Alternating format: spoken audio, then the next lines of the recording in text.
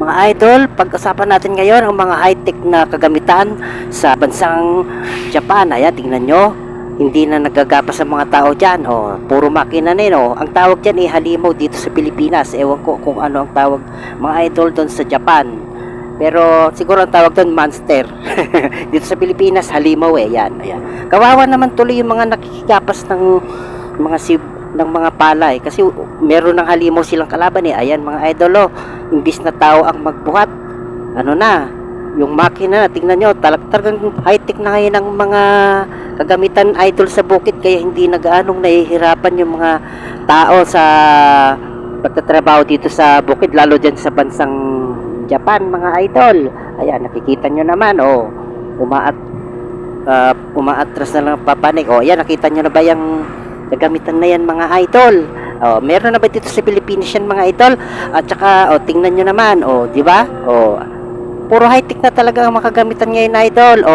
Ang ganda at saka yan nagtatanim sila ng palay doon sa sapa.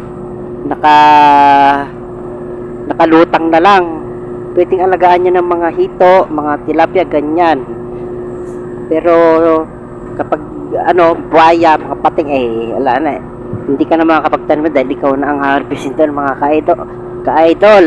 Ayan tingnan nyo, nagpipilapil si kuya talagang high-tech na talaga mga ka-idol ang mga gagamitan sa Japan. Tingnan nyo yung kamote, yung potato. Imbis na yung araro yung nagbubungkal dyan, iba na, makina na ang galing talaga ng mga gawa na ng mga tao ngayon. Masyado ng matatalino grabe kaya hindi na sila gumagamit ng maraming tao at puro high-tech na nga talaga ngayon. Kasi nga dati hindi naman tingnan mo yung mga mani ang daming mga mani-mani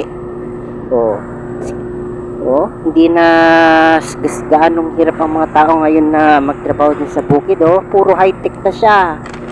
Umuunlad na talaga ang bansang Japan. Sana meron din dito yan sa Pilipinas para hindi na rin kami nahihirapan, kasi ako din magbubukid din ako Ayan, tingnan mo mga ka-idol yung nag-harvest ng kamatis. Wow, grabe nakakamangha mga ka-idol.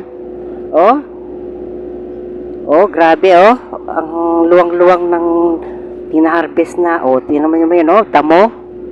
Dadaanan lang, magugupitan na yung damo mga idol. Grabe, mga high-tech na po talaga ang mga kagamitan dito. Ayan ano naman yan madaanan magiging kalbo na mga idol. The remote chat